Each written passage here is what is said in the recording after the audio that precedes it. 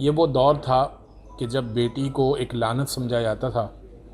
और कुरान ने इस बात का ज़िक्र किया कि जब उनके यहाँ किसी की बेटी की विलादत होती थी तो उनके चेहरे स्याह पड़ जाते थे और शर्मिंदगी या जिसे कहिए खिजालत से वो एक मायूसी उनके चेहरे पर आ जाती थी कि बेटी पैदा हो गई। यानी वो इसे इतना बुरा समझते थे और एक ऐब समझते थे, और फिर उसे वो ज़िंदा दफना कर आ जाते थे। और वो बेटों को शरफ़ समझते थे, इसलिए कि एक जंग में उनको बेटों की ज़रूरत पड़ती थी।